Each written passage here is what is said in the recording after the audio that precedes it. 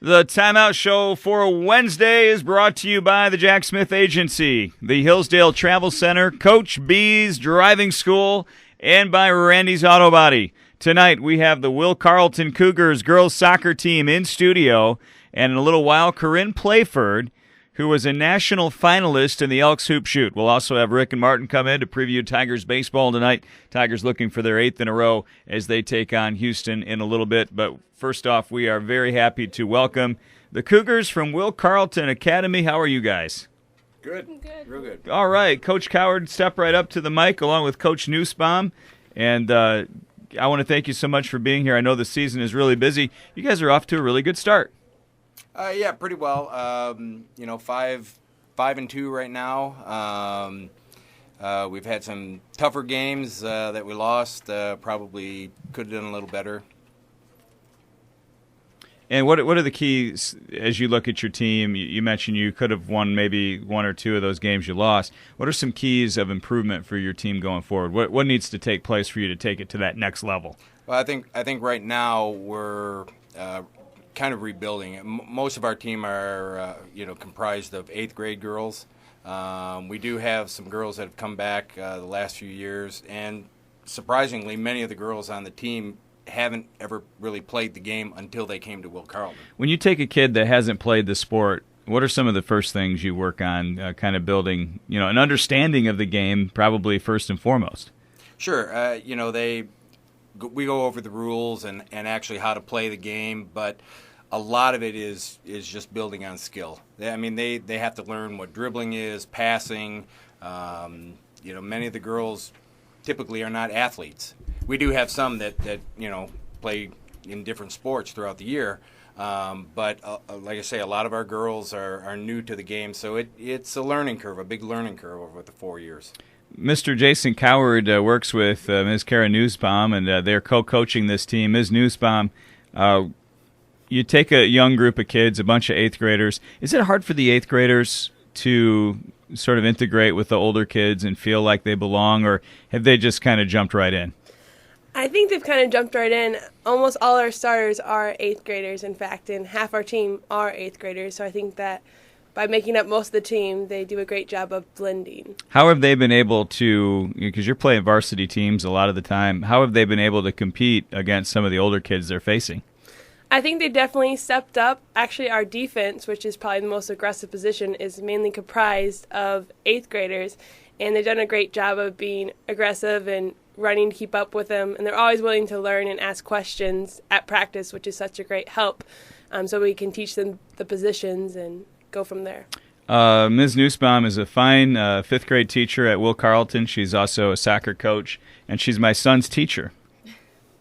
He's doing all right. Yes. She's giving me kind of a He's a good boy. Yeah, he is a good boy. Yes. His last report card was really good. And Ms. Nussbaum, you call me. You've got my number if anything comes up with Owen. Can you introduce the girls that you brought with you tonight, Ms. Nussbaum? Yes, we have Megan Byers, who is a junior.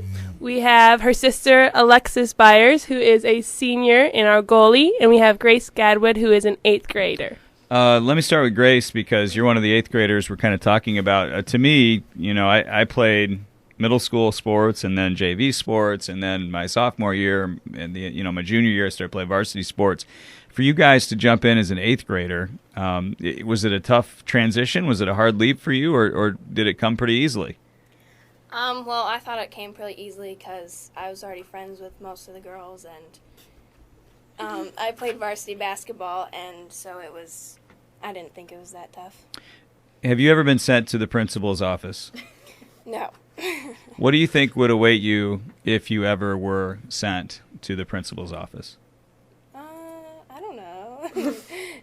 Pain, yeah.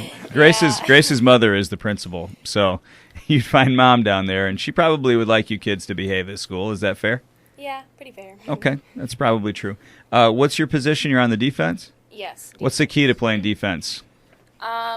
Try to contain them and don't stab at the ball and just contain them. And I don't know what you're talking about, but I'll trust that you. I mean, contain them. How? like, what do you push mean them by to that? the sideline. And Okay. use that as sort of a second defender. So soccer, I watch it occasionally. I'm not an expert on it. Stab at the ball would mean like kick out of control or aggressively so that you're not under control. Well, trying to go for the ball when it's not where. Do you ever like have collisions where you get tied up and roll around on the ground and it gets pretty physical? Yeah, all the time.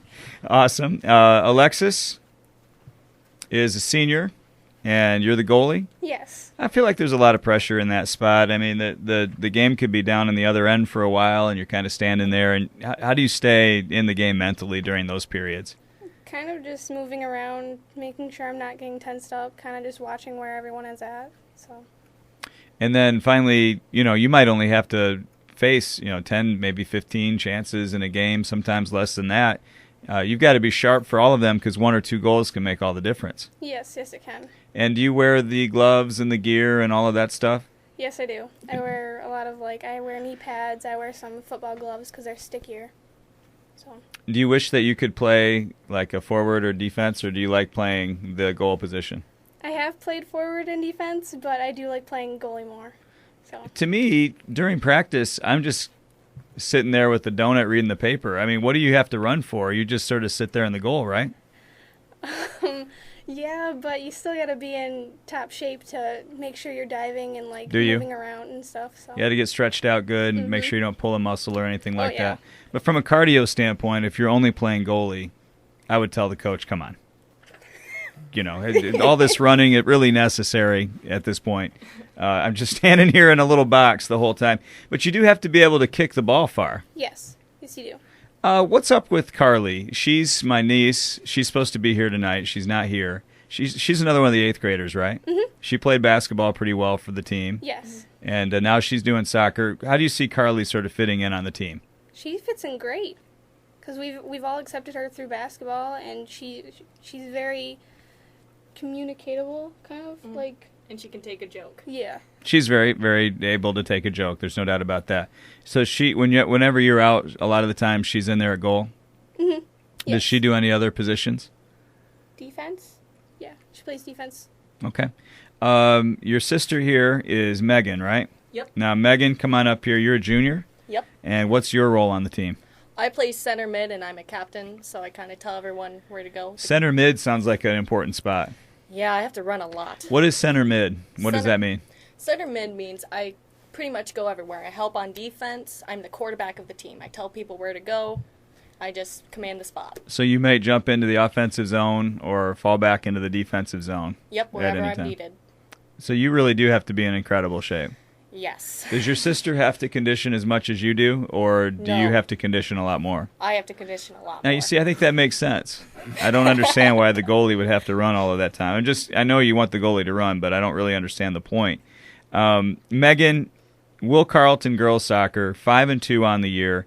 I asked you at the beginning sort of what your signature win was, and you guys said, well, you're very humble. Mm-hmm. You said we played a lot of younger teams that are rebuilding, but here you are. Half of your 16 players are 8th graders. Yeah. So that tells me a lot that even though you've played some young teams, you've had to mix in a lot of young players yourself. Mm-hmm. It's different. It's different, like playing with different. How can I explain it? Well, with younger kids, it's harder to do it because they don't know a lot, and being an experienced player, helping them through, and then going against other teams who haven't played a lot. It's a learning experience for both. When you score a goal, do you do the thing where you slide on your knees and all of that stuff? I wish, but apparently you can get a card for that now in our league. So you can't celebrate a goal? You can't. It's overextensive. See, now, let the kids have a little bit of fun. I don't think, I know you don't want to show anybody up or gloat or anything, but sports are emotional. When you are in a tough match and you score a goal like that, there has to be some kind of outlet. I mean, we want these kids to be like robots sometimes, and I don't really understand it. Have you hit a couple goals this year? Yes. How many? I'm the second highest scorer in our league right now. Yep. Whoa, wow. Mm-hmm. Wonderful. Now, do you get points like hockey for assists, or is it just goals? Yes. Assists as well. Yep. Do they have the hockey assist, the pass that leads to the pass that leads to the goal, or is it just the one pass? Just the one pass. Okay. Good of you girls to be here. It's really nice to meet all of you. I'm excited about your team. I hope Carly gets feeling better soon. Coach Coward, you have your next matchup. You have a little break, right? Yeah, we have about a week and a half off. We're going to be heading out to Washington, D.C. with the 8th graders for the Awesome. 8th grade trip. Oh, what a great opportunity. You'll get back. Your next matchup is Marshall Academy on May 20th. Yep. You want a strong finish, obviously, to the season. You talked a little bit about developing that continuity. With so many 8th graders, that's wonderful from a building standpoint. Next year they'll have all had some experience and should be that much farther ahead, right? Well, that is the hope. This year we're only going to lose Lexi and one other player, and I'm looking at several players in the 7th grade that'll be coming up to 8th grade. Our 8th graders will have a year under their belt.